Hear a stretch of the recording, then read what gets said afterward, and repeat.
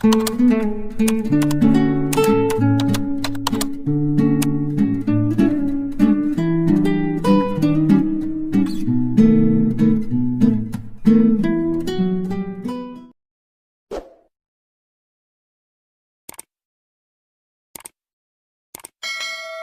loob ng isang abandonadong warehouse, tanging ang malakas na buhos ng ulan sa bubong ang naririnig, kasabay ang tunog ng suntok at sipa na tinatanggap ni Cassandra.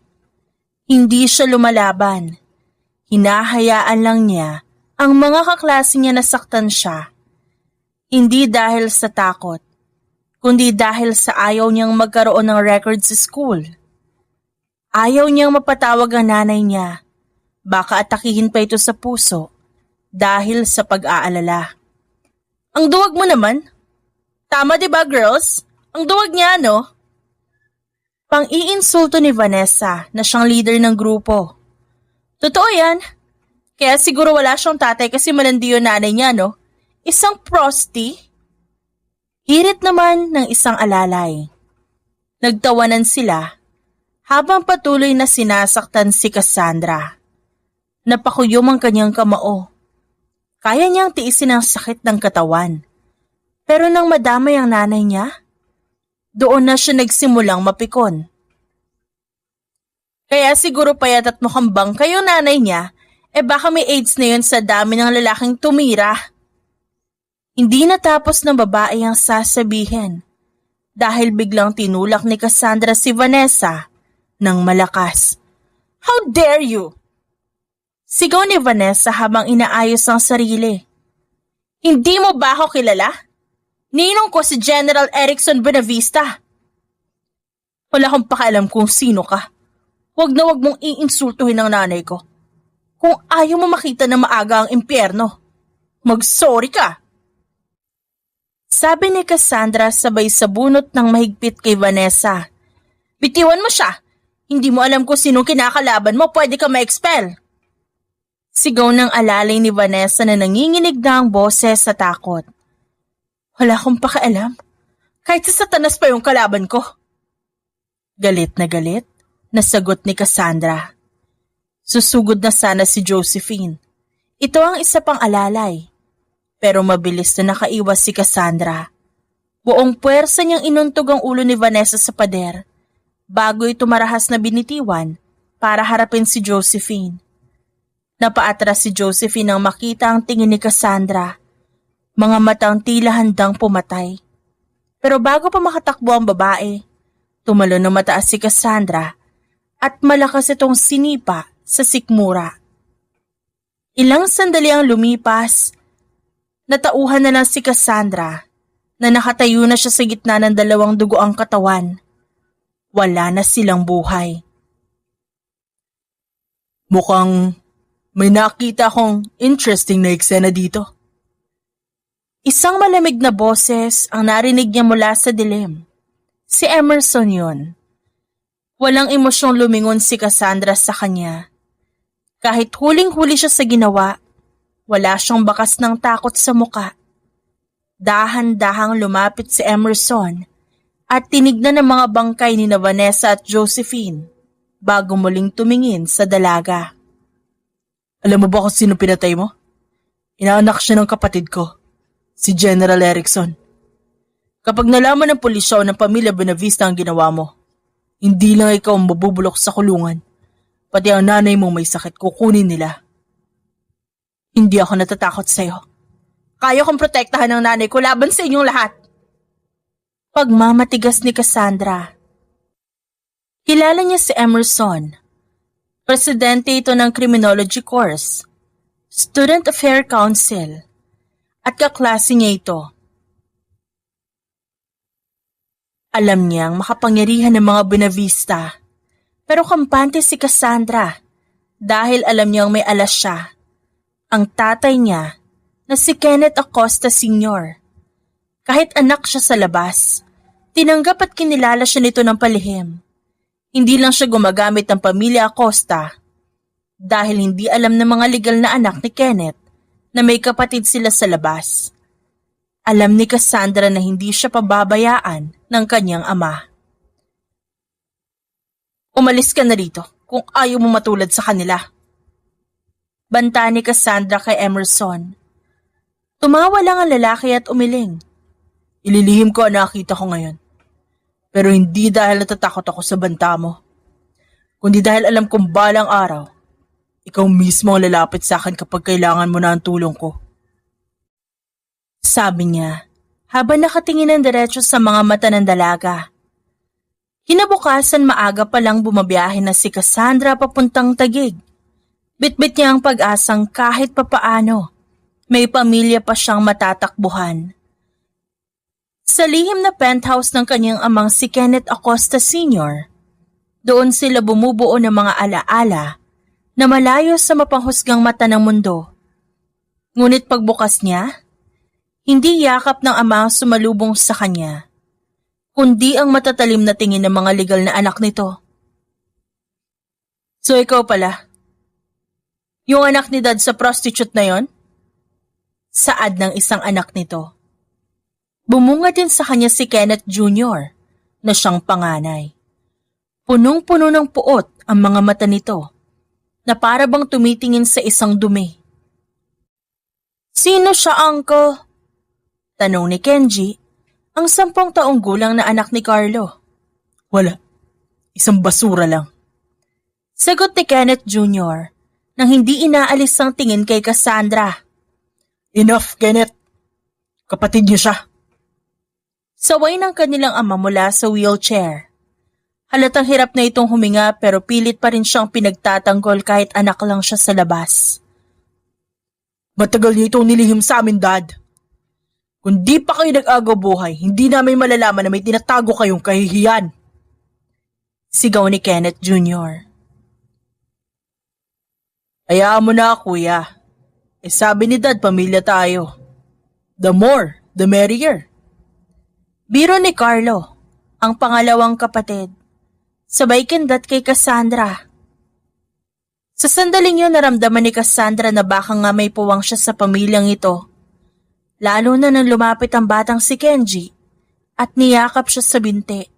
Yehey, may tita na ako! Naging masaya ang hapon na yon.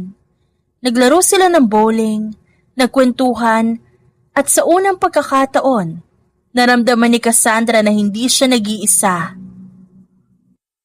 Ngunit ang kaligayahan ay parang bulang mabilis naglaho.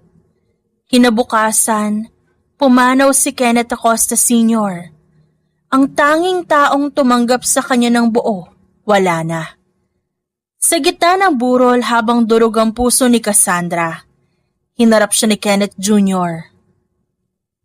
Alam mong hindi kita matatanggap. Lumayas ka dito. Huwag mong dungisan ang lamay ng tatay ko. Nilingon ni Cassandra si Carlo. Umaasang ipagtatanggol siya nito gaya ng ginawa nito kahapon.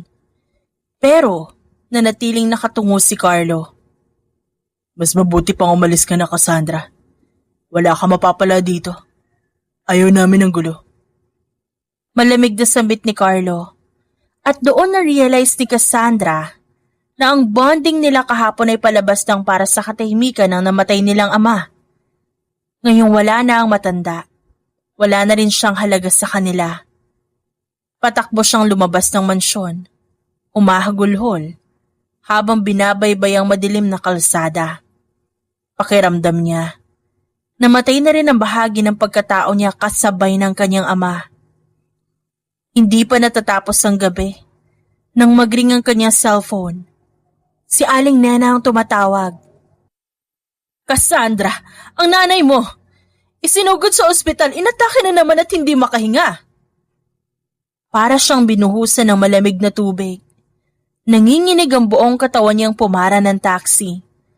Pagdating sa ospital, bumungad sa kanya ang puting pasilyo at amoy ng gamot na sumasakal sa kanyang dibdib. Sabi ng doktor, kailangan ng agarang operasyon at milyon ang kailangan. Milyong piso na wala siya. Napaupo si Cassandra sa sahig ng pasilyo. Napasandal ang kanyang ulo sa pader habang pumapatak ang mga luha niya. Pagod na siya. Mukhang talunan ka na. Isang pamilyar at malamig na boses ang bumasag sa katahimikan. Inangat ni Cassandra ang tingin at nakita si Emerson Buenavista na nakatayo sa harap niya. Napakakisig nito sa suot na black coat. Tila isang anghel ng kadiliman na dumating sa gitna ng trahedya. "Anong ginagawa mo dito?" Garalgal ang boses ni Cassandra. "I told you you'll come to me," sabi ni Emerson. Dahan-dahan itong lumuhod sa harap niya para maging kapantay nito ang kanyang mga mata. Hindi ito ang tingin ng isang mapang-aping kaklase. May kakaibang init sa mga mata ni Emerson na tila gustong sumipsip sa lahat ng sakit na nararamdaman ni Cassandra. Inabot ni Emerson ang kamay at pinunasan ng luha sa pisngi ni Cassandra gamit ang kanyang hinlalaki.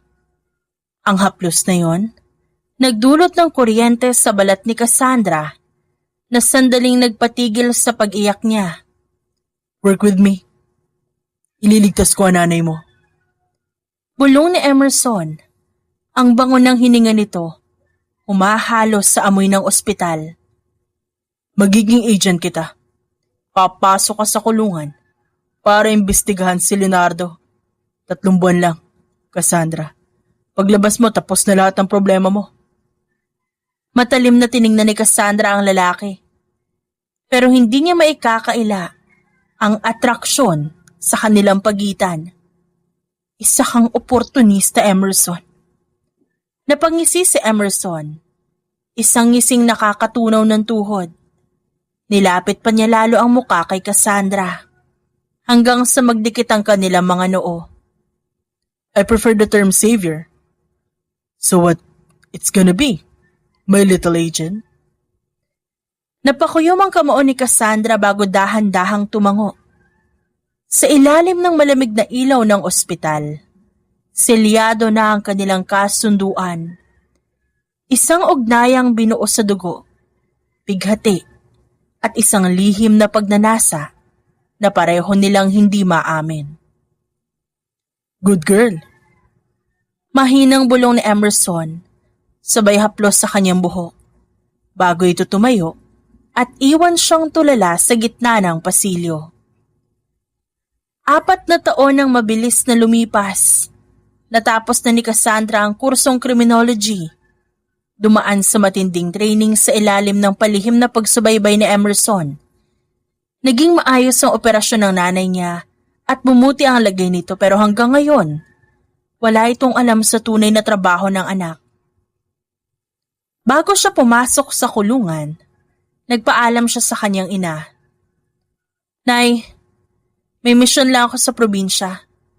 Hindi ho ako makakatawag ng madalas pero babalik ako after 3 months. Pagsisinungaling niya habang pilit na ngumingiti. Hindi niya kakayanin. Kumawawala pa ang huling pamilyang meron siya pagkatapos mamatay ng kanyang ama.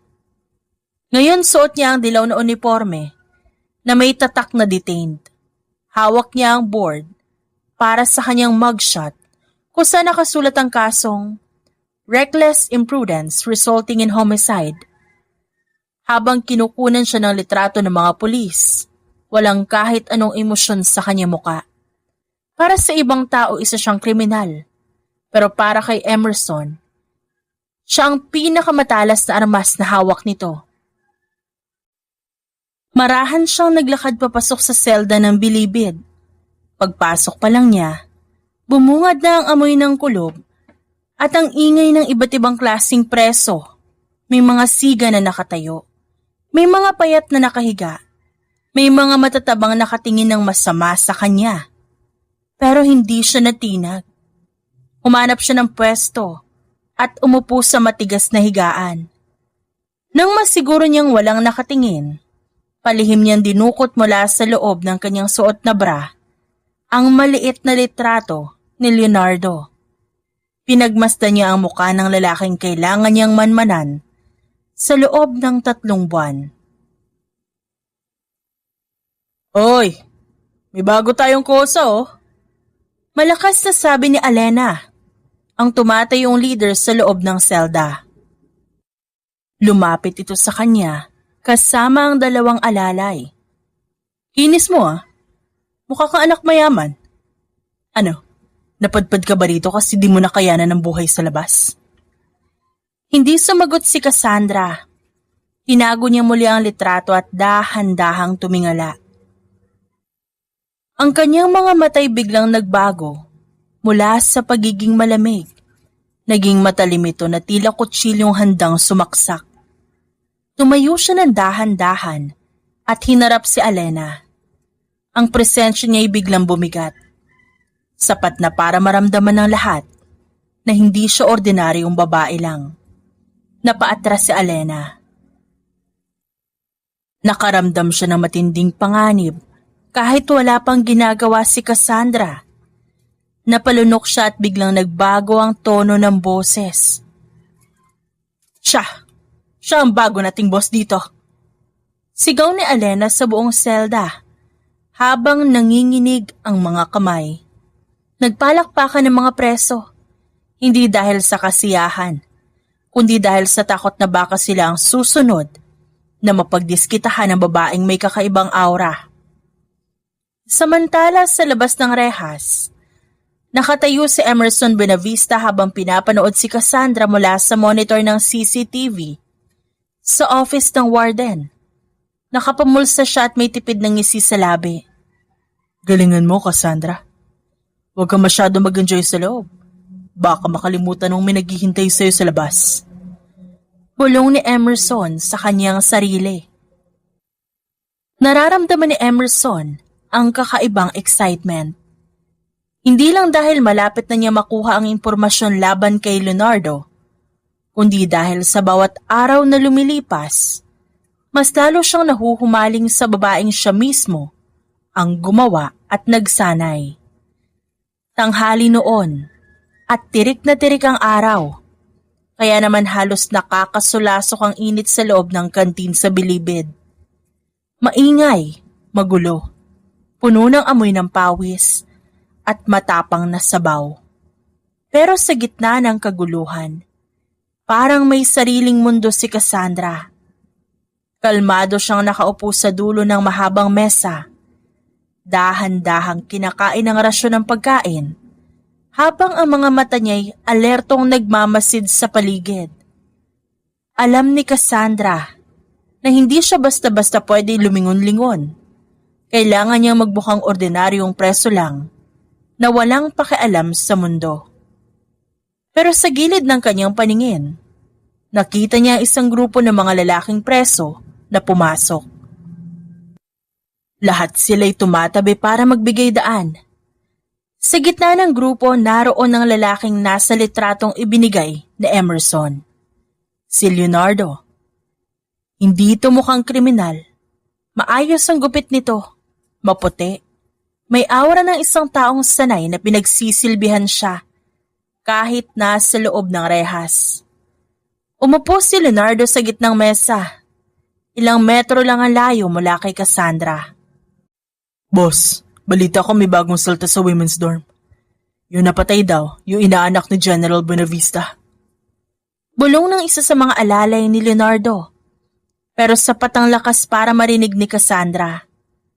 Napatigil sa pagsubo si Leonardo at lumingon sa direksyon ni Cassandra. Nagtama ang kanilang mga mata. Sa sandaling yon, naramdaman ni Cassandra ang kaba.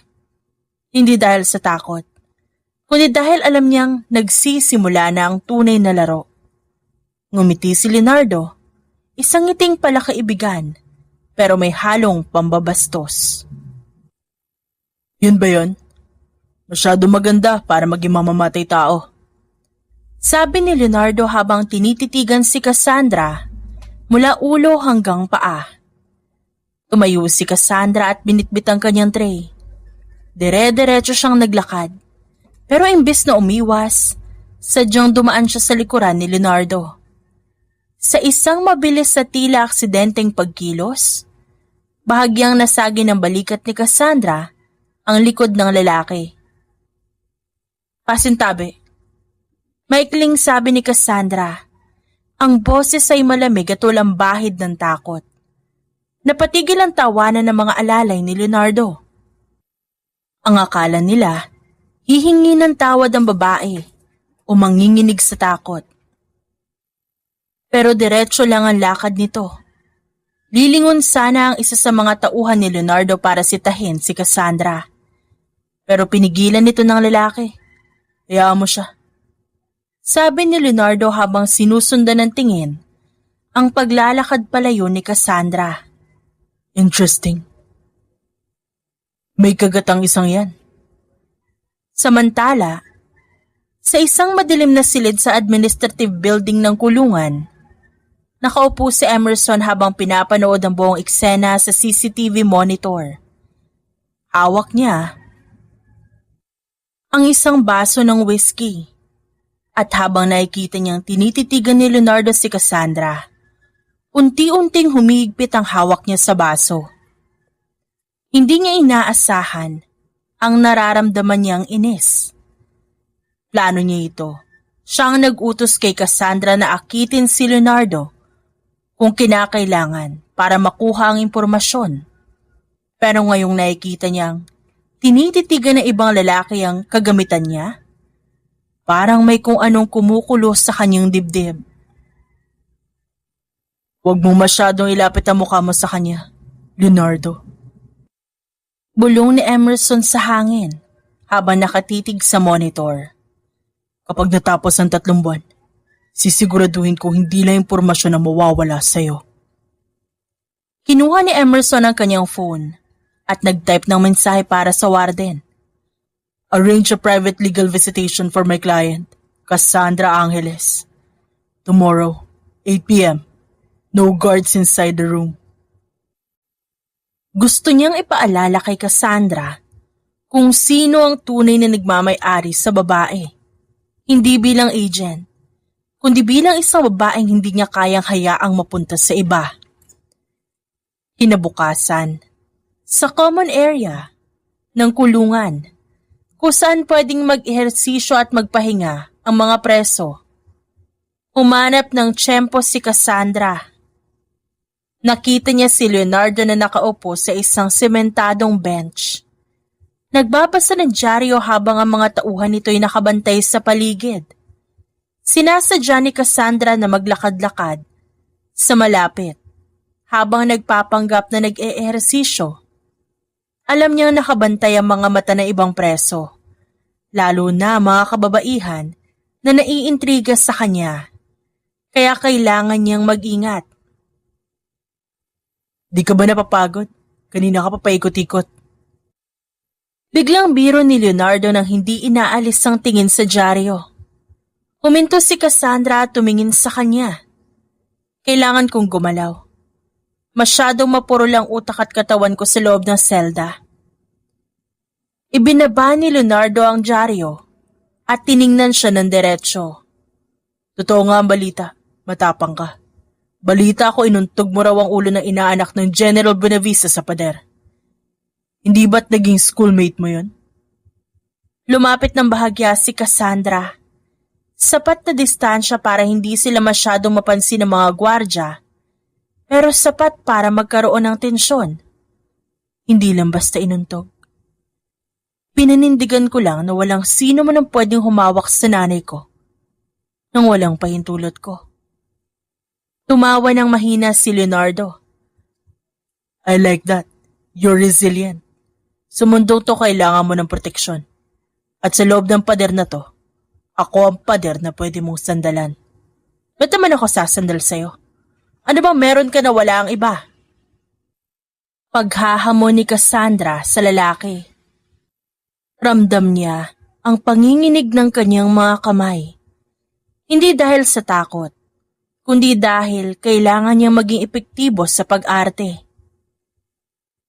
Information, power, at ang kakayahang gawing komportable ang 3 buwan mo rito. Balita ko wala ka ring record bago ito. Isang pagkakamali lang. Eto ka na. Sayang. Ang ganda mo pa naman. Hindi ako nanghihinayang sa ginawa ko. Pero kung totoo ang sinasabi mong power, baka nga may mapag-usapan tayo. Bago pa makasagot si Leonardo, May narinig silang malakas na tunog ng buzzer. Oras na para bumalik sa kanika nilang mga selda. Pag-isipan mo, Cassandra. Baka mamaya, ako ang kailanganin mo para makalabas dito ng buhay.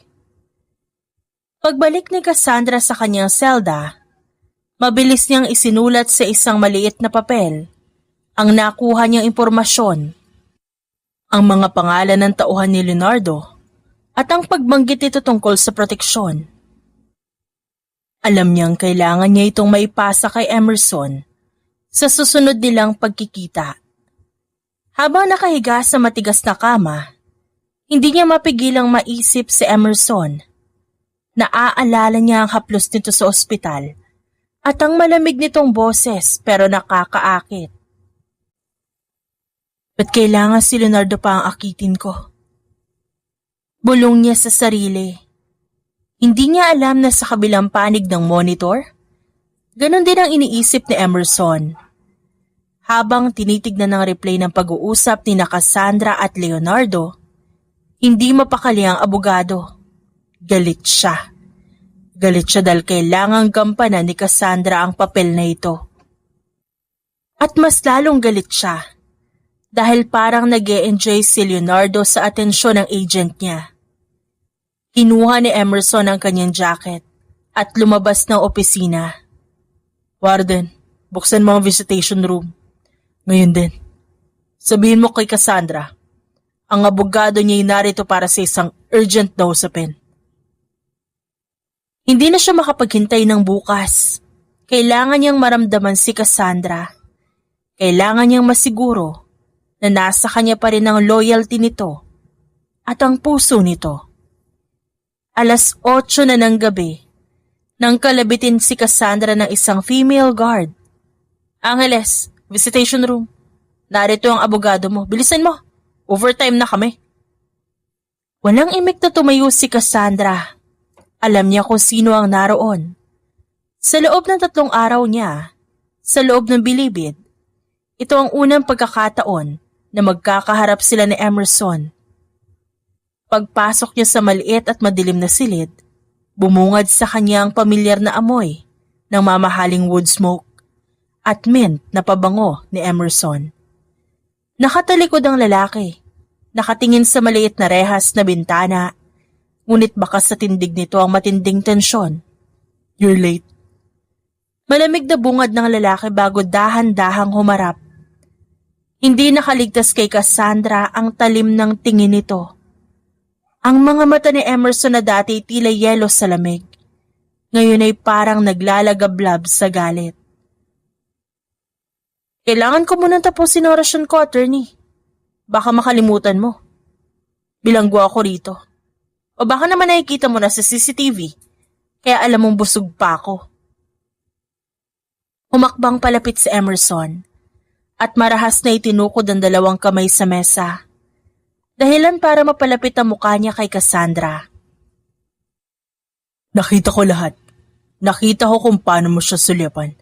Kung paano mo siya hayaang titigan ka na parang ikaw ang susunod niyang putahe. Masyado ka yata nadadala sa pag-arte mo, Cassandra. Napakunot ang noon ni Cassandra. Ramdam niya ang hininga ni Emerson sa kanyang pisngi. Di ba yun ang gusto mo? Sabi mo akitin ko siya. Sabi mo, kailangan ko makuha ang tiwala niya. I'm just being a good agent, Emerson. Ginagawa ko lang ang pinirmahan kong kontrata para sa operasyon ng nanay ko. Pero hindi ko sinabing hayaan mo siyang hawakan ka. Bulyaw ni Emerson. Nakita ko nang sagiin mo siya, and I saw the way he looked at you. Leonardo is a predator, Cassandra. Isang maling galaw mo lang, kakainin ka niya ng buhay.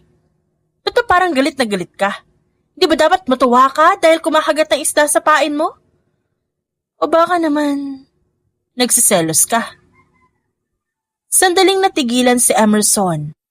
Nagngingit-ngit ang panga ng lalaki at mas diniinan ang paghawak sa lamesa. Sa loob ng ilang segundo, tanging ang tunog ng bentilador sa kisame ang naririnig. Dahan-dahang inilapit ni Emerson ang kanyang labi sa tenga ni Cassandra. Sapat na para kilabutan ng dalaga.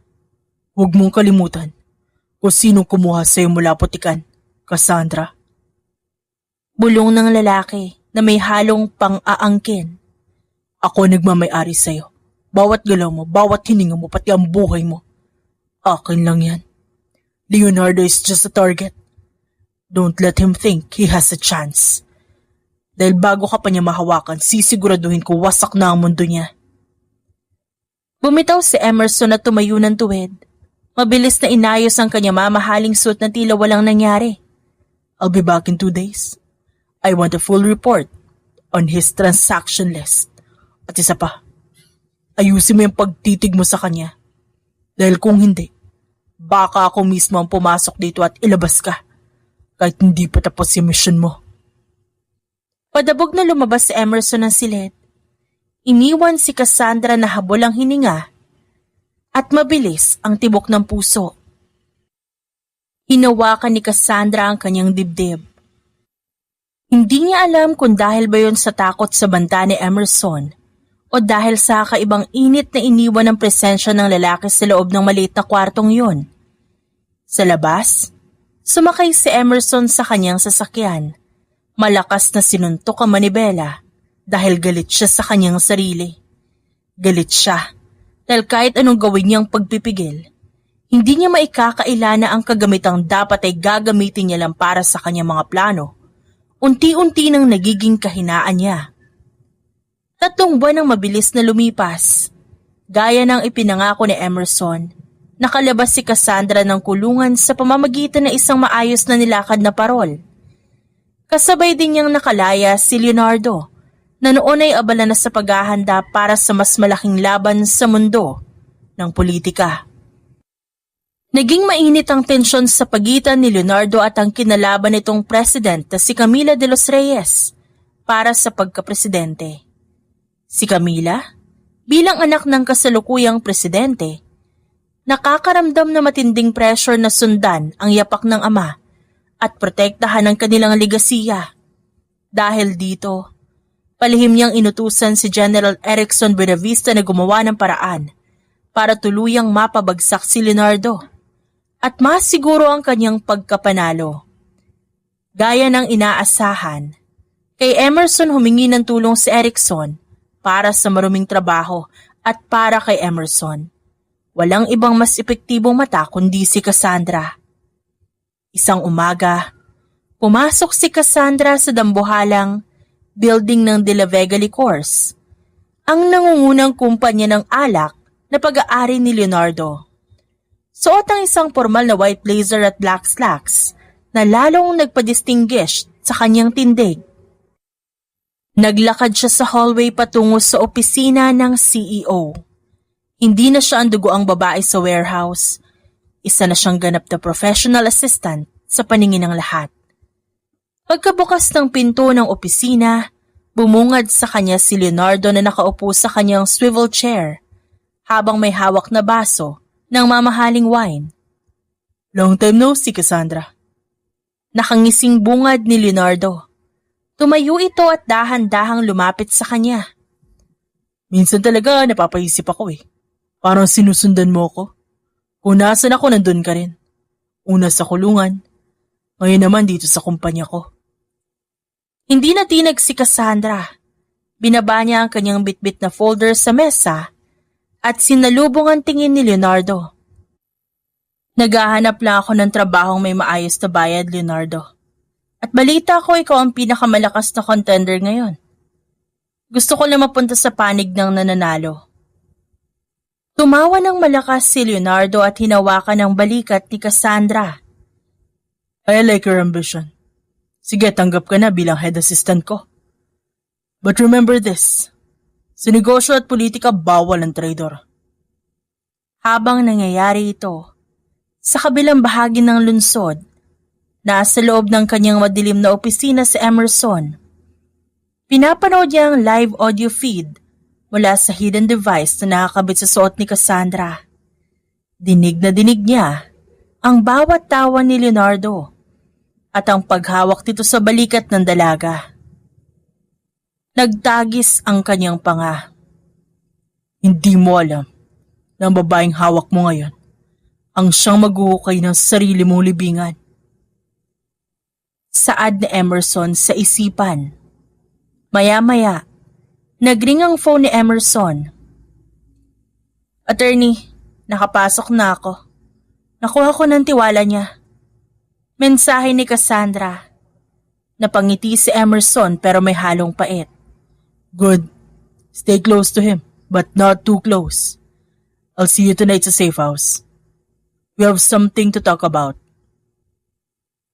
Kahit alam ni Emerson na bahagi ito ng plano, hindi niya mapigilan ang kumukulong selos sa tuwing naiisip na kailangang maging malapit si Cassandra sa kalaban. Alam niyang sa bawat segundong lumilipas, mas lalong nagiging delikado ang laro, hindi lang para sa misyon, kundi para sa nararamdaman niya, para sa sarili niyang agent. Gabi na nang makarating si Cassandra sa tagong safe house na pag-aari ni Emerson. Pagod na siya. Mula sa unang araw ng pagpapanggap sa kumpanya ni Leonardo, pero kailangan pa niyang mag-report.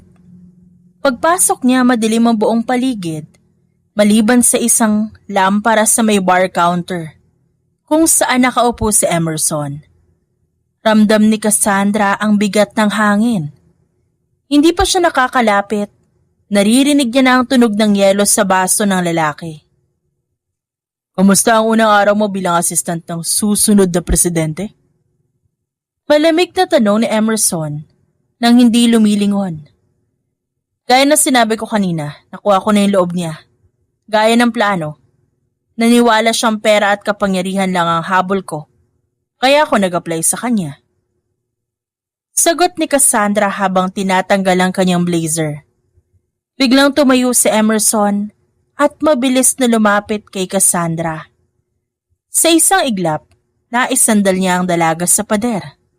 Amoy alak ito pero mas matapang ang aura ng selos na nagmumula sa kanya.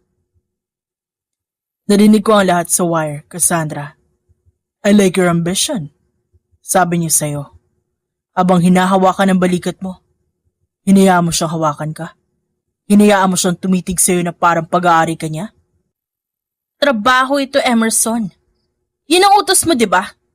Sabi mo gamitin ko yung ganda ko para makuha yung tiwala niya. Depensa ni Cassandra. Pilit niyang tinutulak ang dibdib ng lalaki pero parang bakal ito sa tigas. Bakit pa kailangan maging ganito ang reaksyon mo tuwing galing ako sa kanya, ha? Dahil bawat segundo na kasama mo siya, gusto kong pumatay. Bulyaw ni Emerson. Sapat na para mapapikit si Cassandra sa gulat. Habol ni Emerson ang kanyang hininga habang nakatitig sa mga labi ni Cassandra. Ang galit niya ay dahan-dahang napalitan ng pagnanasa. Inilapit niya ang kanyang muka. Halos magdikit na ang kanilang mga ilong.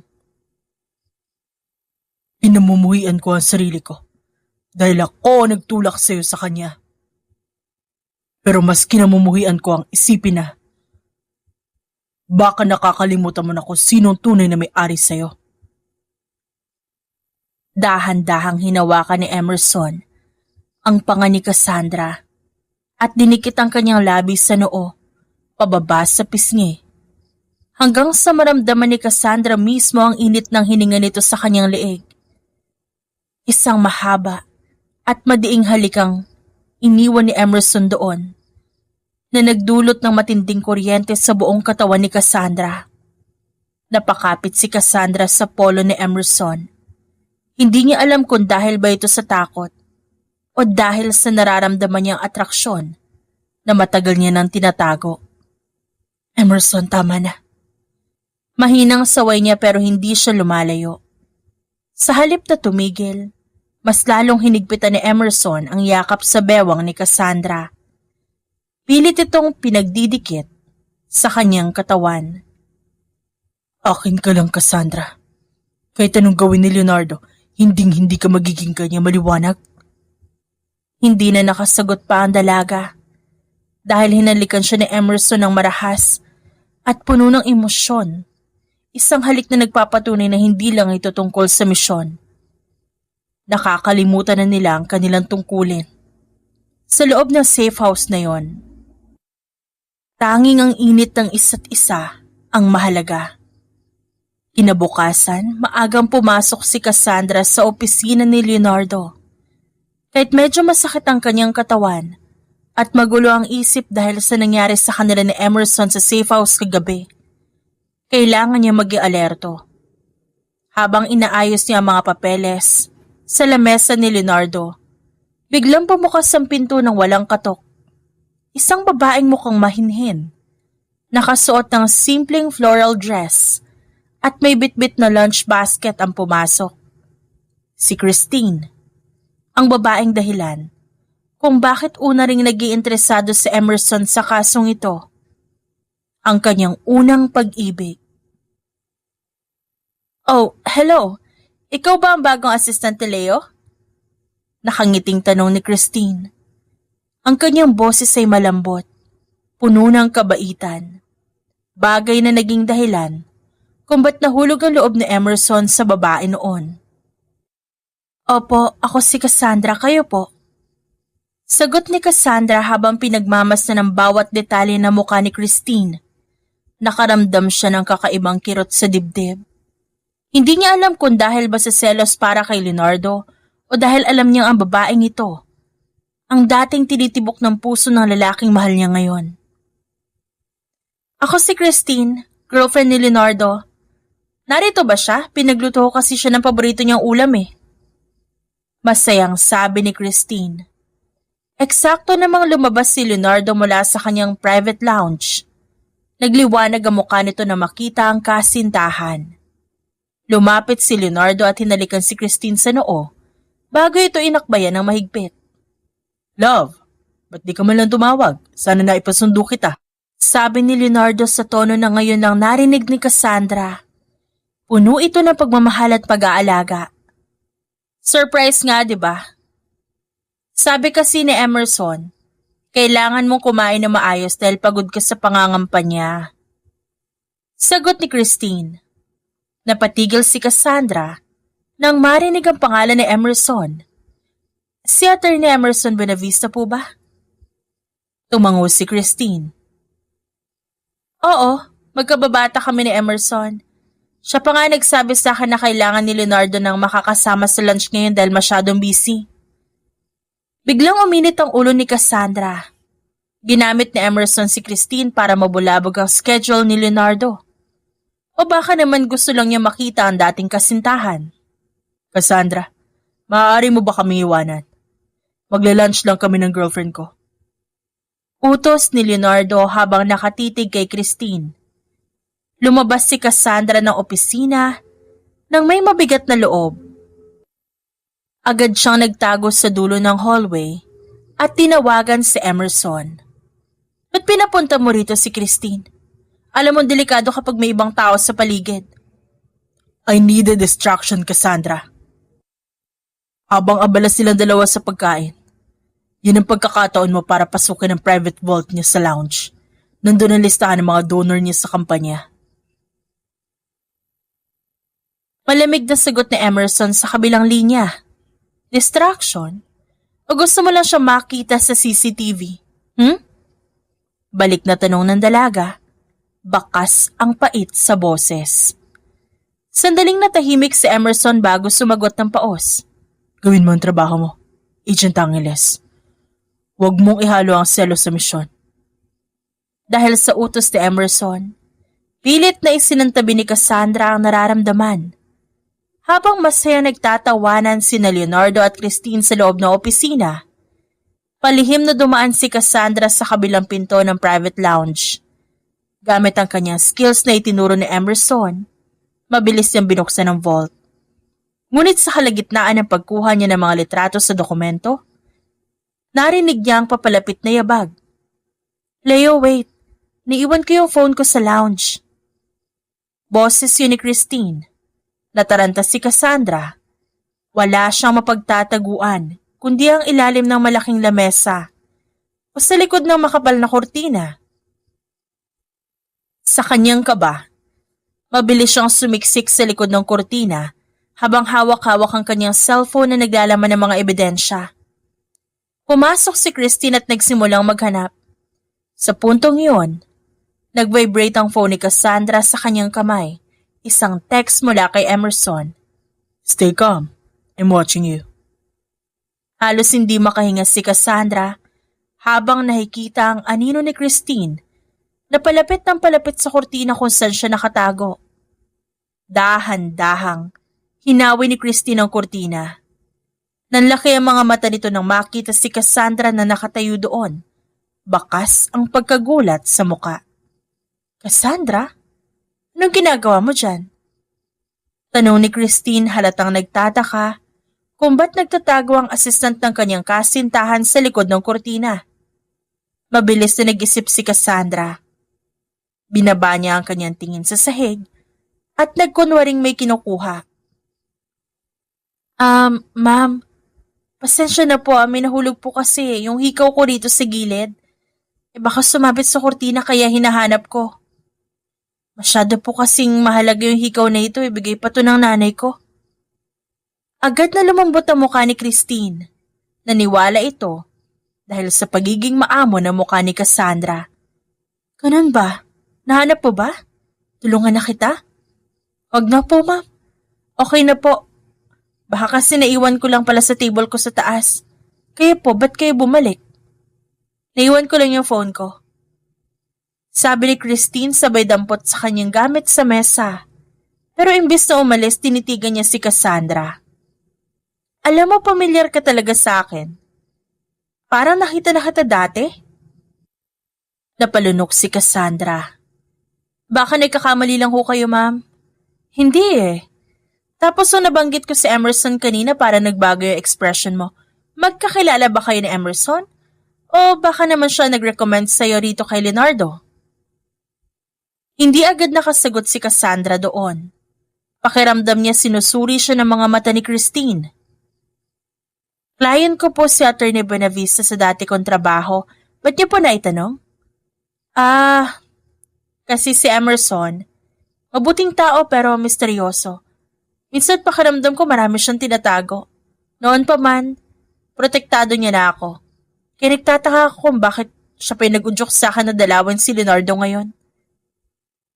Tiningnan ni Christine si Cassandra ng seryoso. Mag-ingat ka kay Emerson, Cassandra. Kapag may gusto siya, gagawin niya ang lahat para makuha yon. Minsan, nakakatakot ang mga paraan niya. Ba't niyo po sinasabi sa akin to?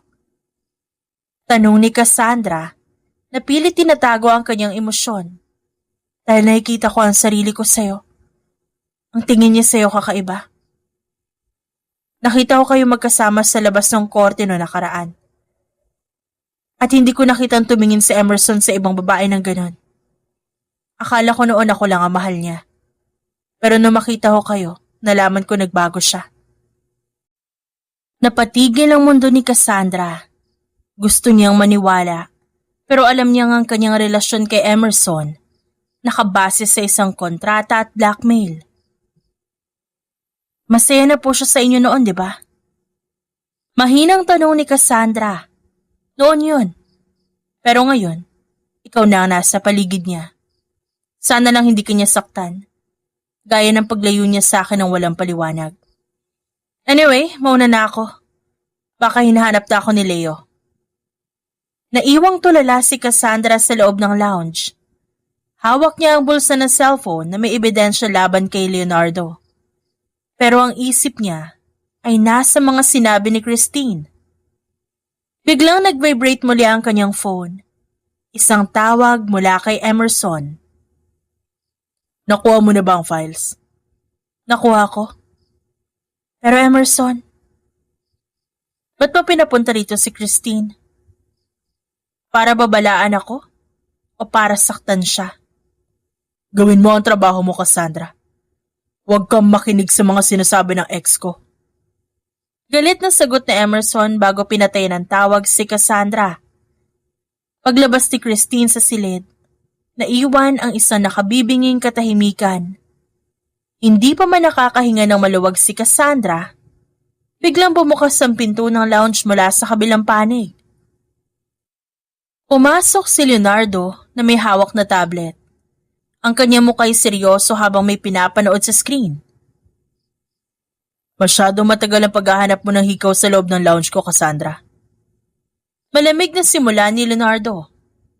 Napatigil si Cassandra doon. Paano niyo po nalaman? Ipinakita ni Leonardo ang screen sa tablet niya. Connected ang cellphone ni Christine sa system ng sasakyan ko. Narinig ko ang buong pag-uusap niyo sa Bluetooth habang naghihintay siya sa parking lot. At nung chinek ko ang hidden camera dito sa lounge. Iniharap niya ang screen kung saan kitang-kita ang anino ni Cassandra na nagtatago sa likod ng kortina. Dahan-dahang lumapit si Leonardo. Sapat na para maramdaman ni Cassandra ang mapanuring aura nito. Magaling ka pala mag-imbento ng kwento eh. Pero sa tingin ko, hindi ikaw ang hinahanap mo, kundi ang laman ng vault ko. Imbes na magalit ng husto, biglang nagbago ang ekspresyon ni Leonardo. Isang mapanuksong ngiti ang gumuhit sa kanyang labi. Inabot niya ang hibla ng buhok ni Cassandra at marahang nilagay sa likod ng kanyang tenga. Ang haplos na yon, hindi katulad kay Emerson, malamig, kalkulado at nakakakilabot. Alam mo, Cassandra, mula nung nasa loob pa tayo, pansin ko, magaling ka eh. Masyado ka misteryoso para maging isang ordinaryong assistant lang. Sino ba talaga nagpadala sa'yo dito? Si Camila ba? O baka naman ang mga Benavista? Wala pa nagpadala sa akin. Kailangan ko lang ng trabaho. Sagot ni Cassandra. Pilit na hindi umiiwas sa tingin ng lalaki. Kahit nararamdaman niya ang kaba. Biglang hinawakan ni Leonardo ang bewang ni Cassandra at hinila ito papalapit sa kanya. Huwag kang magsinungaling sa akin. Segunda mong ito. Hindi ito para sa pag-ayos lang ng papel. I can give you everything, Cassandra. Higit pa sa binabayad sa iyo ng kung sino man ang amo mo ngayon. Power, protection, and life you've never dreamed of. Tinitigan ni Leonardo ang labi ng babae. Sinusubukan nitong akitin para malaman kung bibigay ba si Cassandra. Sabihin mo lang sa akin kung anong pakay mo. Baka mapatawad kita. Baka mas magustuhan ko pa ang katapatan mo. Habang nangyayari ito sa kabilang dulo ng wire, naririnig ni Emerson ang lahat. Napasuntok si Emerson sa kanyang lamesa. Halos mabasag ang kanyang monitor sa sobrang selos at galit. Cassandra, lumayo ka dyan, puta ragis. Cassandra, umalis ka na! Sigaw niya sa kanyang opisina, kahit alam niyang hindi siya naririnig ng babae. Hindi alam ni Leonardo na sa bawat segundong sinusubukan niyang akitin si Cassandra, mas lalong nagiging determinado ang dalaga na tapusin ang sariling misyon. Pero ramdam ni Cassandra na unti-unti na siyang nako-corner. Sir, may girlfriend kayo at may trabaho pa tayong dapat tapusin. Matapang na sabi ni Cassandra habang dahan-dahang kumakawala. Kung gusto niyo ng katapatan, ibibigay ko yun sa pamamagitan ng trabaho ko, hindi sa ganitong paraan. Tumawa ng mahina si Leonardo at binitiwan siya. Pero ang tingin nito'y nanatiling mapanganib. Good answer. But remember, Cassandra, I'm watching you. Isang maling galaw mo lang. Sisiguraduhin ko hindi ka na makakalabas ng building na ito ng buhay. Nang makalabas si Cassandra sa opisina, agad siyang nagtungo ng banyo at doon huminga ng malalim. Nanginginig ang tuhod niya. Sa puntong yon, alam niyang ang laro ay naging mas personal at mas delikado para sa kanilang lahat. Sa loob ng banyo ng opisina, nanginginig ang mga kamay ni Cassandra habang pilit na binubuksan ang kanyang suot na kwintas. Sa loob ng maliit na pendant ito, may nakatagong microchip. Yun ang kanyang huling baraha. Ngunit bago pa niya ito mailabas, biglang tumunog ang lahat ng speakers sa buong building. Isang pamilyar na boses ang narinig niya, malamig at mapangasar. Cassandra, huwag mo na ituloy ang binabalak mo. Sayang lang ang effort. Masyado kayong kampante ni Emerson. Alam niyo ba hindi ko napapansin ang mga encrypted signals na lumalabas sa opisina ko? 3 buwan kitang pinag-aralan sa loob ng bilibid. At alam ko hindi ka basta kriminal. Agent ka ng mga Buenavista. Nanlamig ang buong katawan ni Cassandra. Sa isang iglap bumukas ang pinto ng banyo. Pumasok ang mga tauhan ni Leonardo. Bago pa siya makapalag, isang tela na may pampatulog ang tinakip sa kanyang ilong. Nagising si Cassandra na nakatali sa isang upuan. Sa gitna ng madilim at malawak na bodega at sa kabilang bahagi, nakita niya si Christine. Umiiyak, duguan ng labi. Nakatali rin. Sa gitna nila ay isang malaking monitor na nagpapakita ng timer. At sa harap nila ay nakatayo si Leonardo, hawak ang isang baril at isang tablet. Gising ka na pala, my dear agent. Tinawagan ko na ang paborito mo abogado. And guess what? Parating na siya. Hindi nagtagal bumukas ang malaking pinto ng bodega. Umahangos na pumasok si Emerson. Gusto tang suit at halatang hindi nakatulog. Nang makita niya ang sitwasyon, napatigil siya. Tumingin siya kay Christine, na kanyang first love, at kay Cassandra, na ngayon ay mahal niya, ang kanyang kasalukuyan. Leonardo, pakawalan mo sila kung kailangan mo, di ba? Huwag silang dalawa. Mading sabi ni Emerson, pilit pinapakalma ang kanyang boses, kahit nanginginig ang mga kamay. Tumawa ng malakas si Leonardo. Masyadong madali yun, Emerson. Gusto ko ng laro. Alam kong mahal mo si Christine. Dahil siya ang kahinaan mo noon pa. Pero alam ko rin nahulog ka sa sarili mong bitag kay Cassandra. Ngayon, mamili ka. Kanino ka mamimili sa dalawa? Sinong puputokan ko dito? Ang babaeng nagturo sa'yo magmahal? O ang babaeng pumatay para sa'yo? Emerson, wag. Iligtas mo si Christine, please. Wala siyang kinalaman dito. Sigaw ni Cassandra. Kahit na sumisigaw ang kanyang puso, na gusto niyang mabuhay. No, Emerson, please. Please. Hikbi naman ni Christine. Tumingin si Emerson kay Cassandra.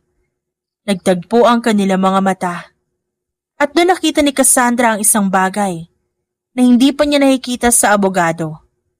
Ang pagsuko at wagas na pag-ibig. Cassandra, I'm sorry. Itinaas ni Leonardo ang baril. Bago pa matapos ang bilang, isang malakas na pagsabog ang yumanig sa buong bodega. Nasira ang mga bintana sa itaas at mabilis na nagrebel sa paligid ng mga special forces.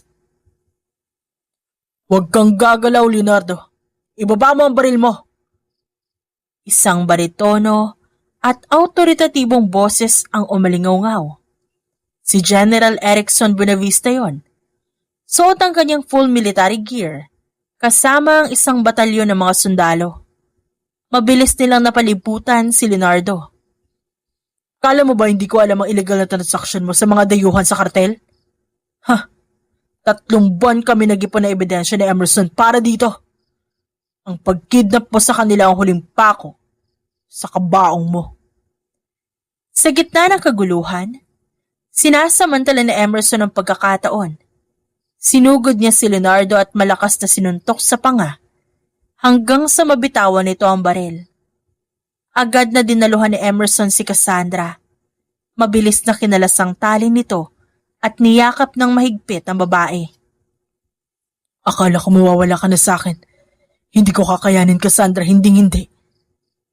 Habang pilit na pinoposasa ng mga sundalo si Leonardo, lumingon si Emerson kay Christine na tinutulungan na rin ng mga medics.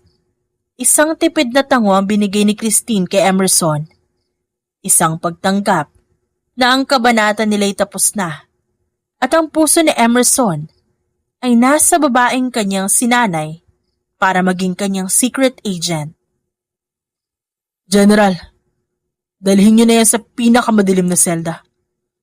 Dahil sisiguraduhin ko, Bilang kanyang abogado sa impyerno, hinding-hindi na siya masisikatan ng araw. Makalipas ang ilang linggo, nagsimula na ang pagdinig sa kaso ni Leonardo sa korte. Ngunit may malaking pagbabago si Emerson Buenavista. Hindi natatayo bilang abogado ng pamilya, kundi bilang prosecutor na mismong magdidiin sa mga krimen ni Leonardo. Punong-puno ang loob ng courtroom. Nakaupo sa unahan si Cassandra, kasama ang kanyang nanay na magaling na, at si General Erickson na seryosong nagmamasid. Tumayo si Emerson, maayos ang suot na barong, at dahan-dahang lumapit sa gitna habang nakatingin ng diretso kay Leonardo na ngayon, nakasuot ng uniformeng pampreso. Your Honor, ang akusado na si Leonardo, nahaharap sa patong-patong na kaso, kidnapping, illegal detention at attempted murder. Pero hindi lang yan. May ebidensya rin kami ng kanyang ugnayan sa mga sindikato ng alak para itago ang kanyang illegal transactions sa labas ng bansa. Objection, Your Honor. Walang basihan ng mga paratang na yan. Sigaw ng abogado ni Leonardo. I have the basis, Your Honor. Lahat ng files na nakuha ng aking star witness mula sa private vault ng akusado ay nandito. Kasama na ang mga video recording ng pag-amin ni Leonardo habang tinatangka niyang akitin at takutin ang aking witness sa loob ng kanyang opisina. Tumingin si Emerson kay Cassandra at tipid ng ngumiti bago muling hinarap ang judge. Leonardo, akala mo ba kontrolado mo ang lahat? Dahil tatakbo kang presidente? Akala mo kaya mong bilhin ang katahimikan ng mga tao? But you're wrong. Dahil mali ka ng kinuhang assistant. Hindi mo alam na bawat galaw mo, bawat salitang binibitiwan mo, ay itinala niya para sa araw na ito. Sa bandang huli na payuko na lang si Leonardo. Wala siyang maisagot. Alam niyang silyado na ang kanyang kapalaran. Your Honor, hiling ko ang maximum sentence para sa taong ito. Hindi lang dahil sa mga krimen niya sa batas, kundi dahil sa panganib na idinulot niya sa mga inosenteng sibilyan para lang sa kanyang ambisyon. Pagtatapos ni Emerson, matapos ang mahabang oras ng paglilitis, pansamantalang sinuspindi ang hearing. Paglabas ni Emerson sa courtroom, agad siyang nilapitan ni Cassandra. Prosecutor Buenavista, mukhang panalo tayo ah. Hindi lang to para sa kaso, Cassandra. Para ito sa lahat ng takot na naranasan mo dahil sa akin. Ngayon tapos na ang misyon mo bilang agent. Gusto ko na simulan ang misyon ko bilang partner mo sa totoong buhay. Napangiti si Cassandra doon. Abogado ka na, prosecutor ka pa. Tapos ngayon magiging partner ko pa. Masyado ka na yata maraming trabaho. Tumawa ng mahina si Emerson. Para sa'yo. Kahit maging bodyguard mo pa ako gagawin ko. Pagkatapos ng matitinding kaganapan sa korte, nagpasya si Emerson na ilabas si Cassandra at ang nanay nitong si Aling Katie para mag-celebrate. Pinili ni Emerson ang isa sa pinakamahal na restaurant sa Bonifacio Global City, isang lugar na puno na naglalakihang chandelier at mga waiter na nakaputing guwantes. Medyo naiilang si Cassandra sa pagiging marangya ng paligid, lalo na't sanay siya sa simpleng kainan. Habang paupo sila, napansin niyang kanina papasimpleng tinititigan ng nanay niya si Emerson mula ulo hanggang paa. Nais siya nga pala si Emerson. Kaibigan ko po at siya rin yung tumulong sa atin sa ospital. Napataas ang kilay ni Emerson.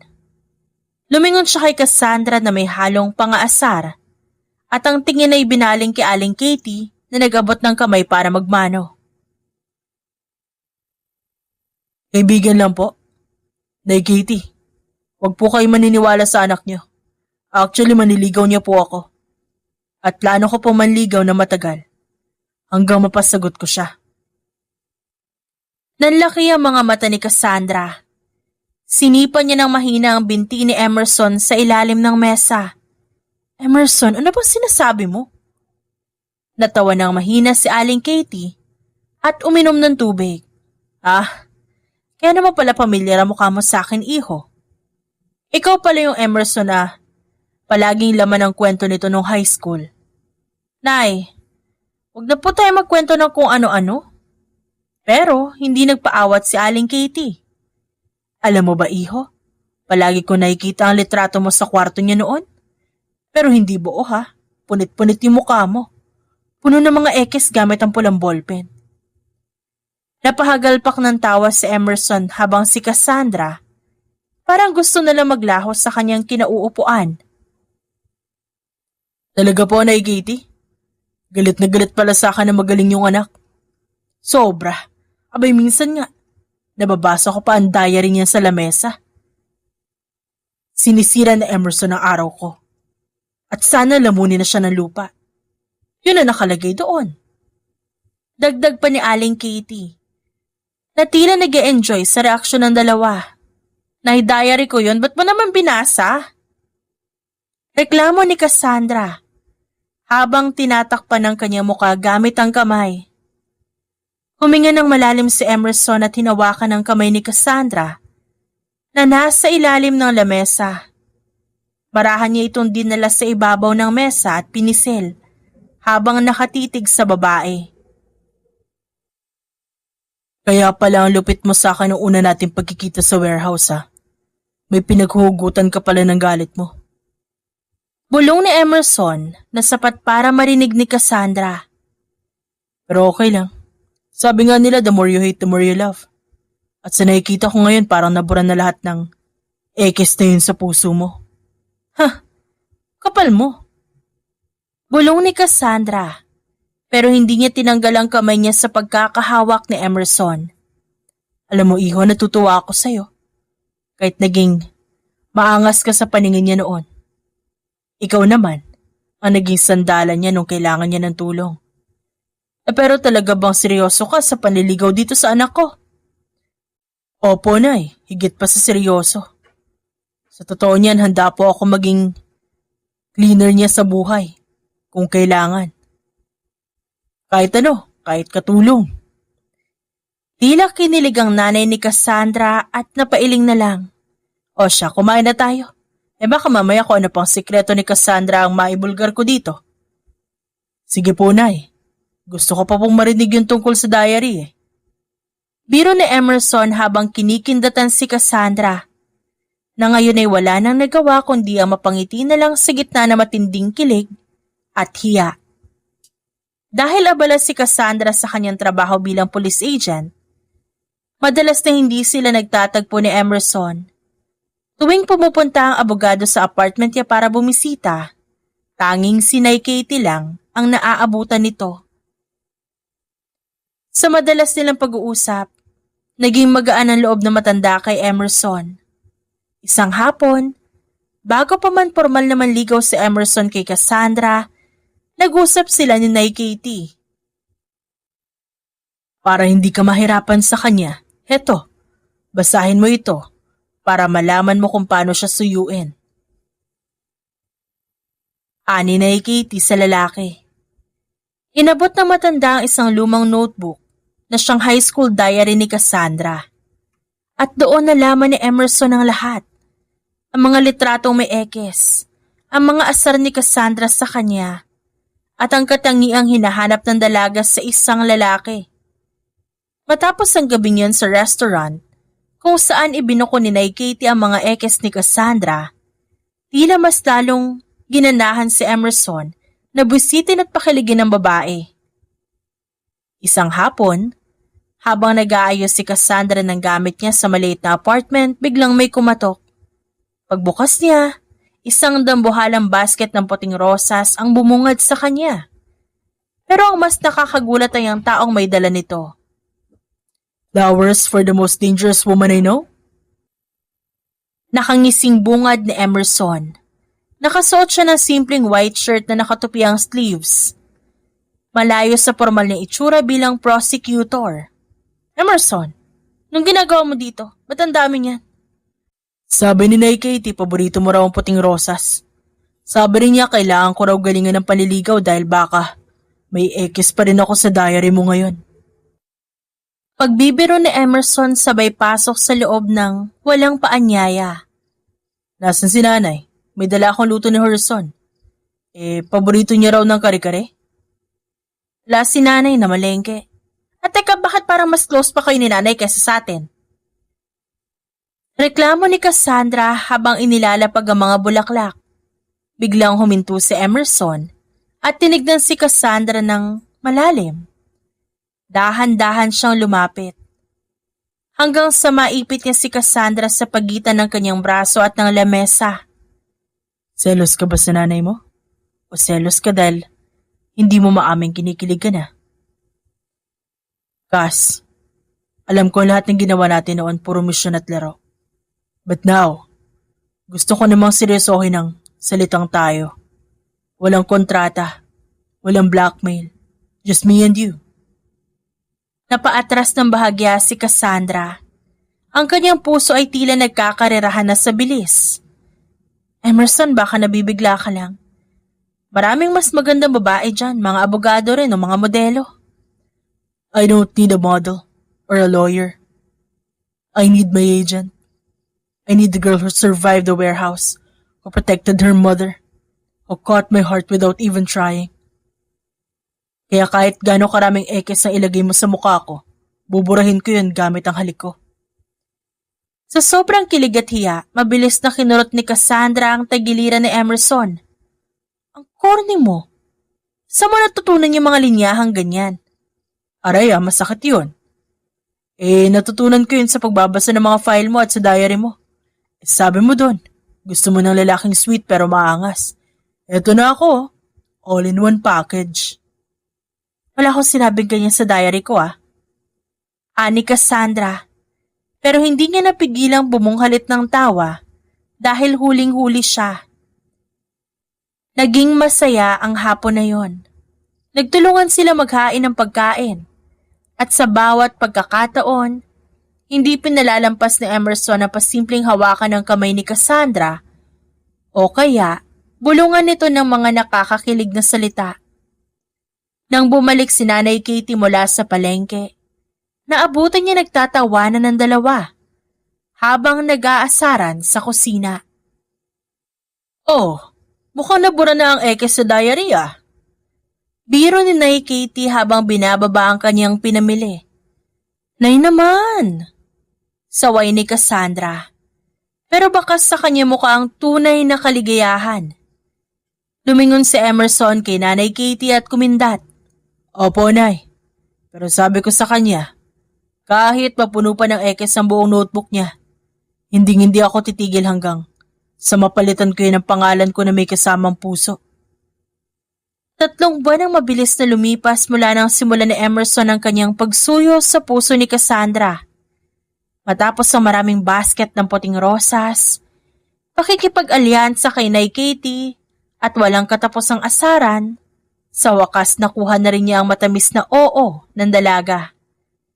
Ngayon sa kanilang unang opisyal na date bilang magkasintahan, magkasama silang dalawa sa isang restaurant. Pagkatapos doon, dinala niya si Cassandra sa isang yate, pribado na nakadaong sa Manila Bay, sakto sa oras ng paglubog ng araw. Masyado naman yata magarbo to para sa unang date natin. Pansin ni Cassandra habang nakasandal sa riles ng yate. Suot ang isang simpleng red dress na lalong nagpalitaw ng hubog ng kanyang katawan at ganda. Sabi ko naman sa'yo, di ba babawi ako? Sagot ni Emerson na nasa likuran niya ngayon. Dahan-dahan niya pinulupot ang braso sa bewang ni Cassandra at ipinatong ang kanyang babas sa balikat nito. Nung una tayo magkasama, puro putok ng baril at takbuhan ang ginawa natin. Ngayon gusto ko namang marinig ang tibok ng puso mo, hindi dahil sa kaba, kundi dahil sa akin. Ang corny mo talaga, no? Prosecutor ka ba talaga o writer ng pocketbook? Writer ako ng bagong chapter ng buhay mo. Siya nga pala, kamusta si Nay Katie? Hindi ba siya nagtampo na hiniram muna kita? Sa totoo lang hindi.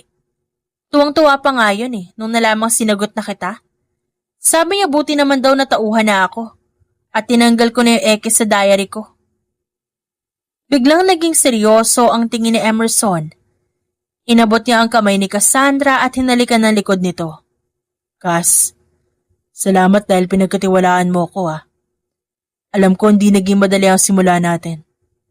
Pero sinisiguro ko sa'yo, gagawin ko ang lahat para maging masaya ka. And I know that. Kahit naman maangas ka nung high school, alam ko namang may puso ka. At yun ang nagustuhan ko sa'yo kahit ayaw ko aminin noon.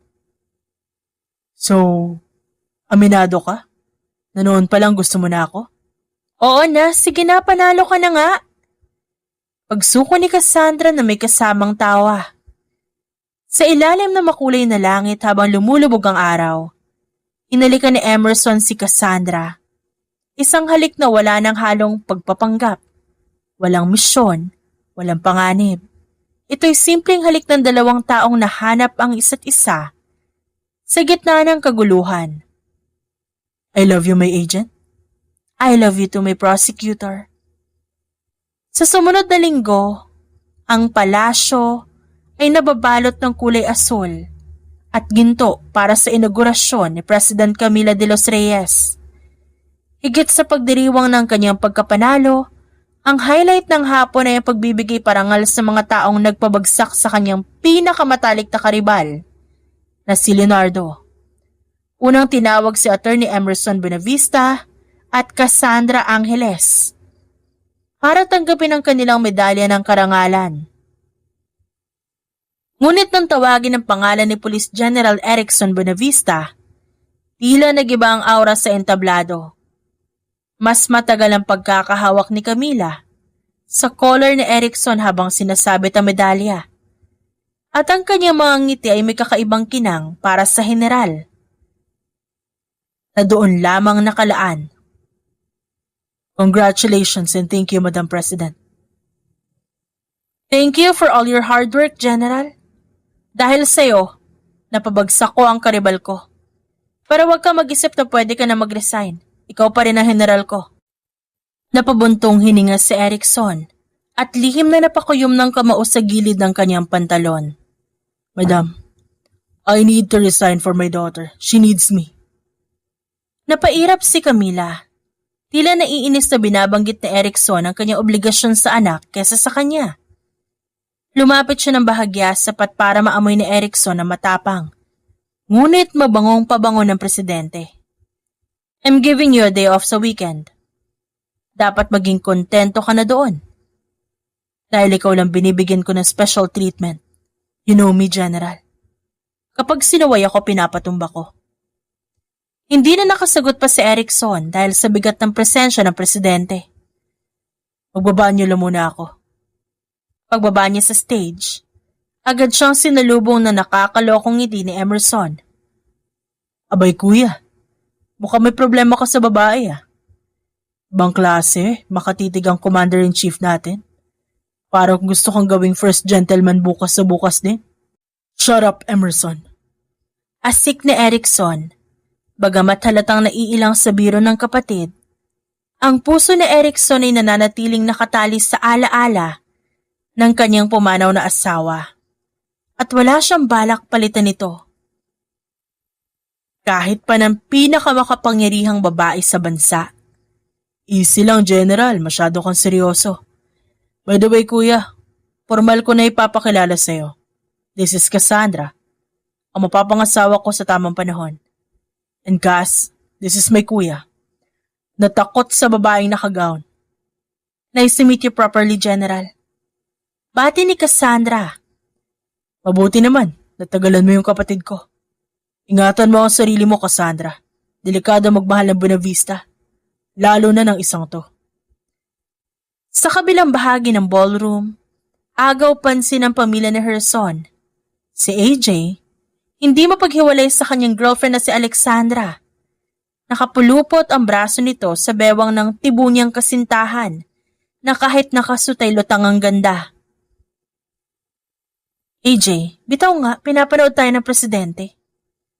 Bulong ni Alexandra na namumula ang pisngi. Samantala si LA naman, abalang-abala sa pag-aasikaso sa kanilang kambal. Kasama niya ang mister niyang si Kenji, na pamangkin ni Cassandra. Hawak ni Kenji si baby Katrina, habang si LA naman karga si baby Cathy. Kenji, yung diaper sa bag, pahikuha sa table. Mukhang kailangan na magpalit ni Cathy. Yes, boss. Ito na po. Mabilis na sagot ni Kenji. Lumingon siya kay Cassandra at Emerson. Hita, tignan mo, may mga apo ka na. Mukhang mga agent din, no? Hindi tumitigil sa pag-iyak hanggat di nakukuha ang gusto. Napatawa si Cassandra at lumapit para kurutin ang pisngi ng mga bata. Ang gaganda naman ng mga apo ko na yan. Kenji ha, ayusin mong pag-aalaga dyan.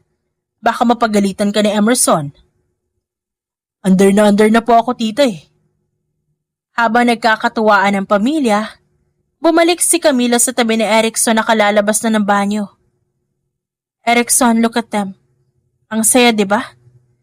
Di ba sumasagi sa isip mo na magkaroon din ng ganyang kasayang pamilya? Meron na po akong pamilya, madam. Ang anak ko.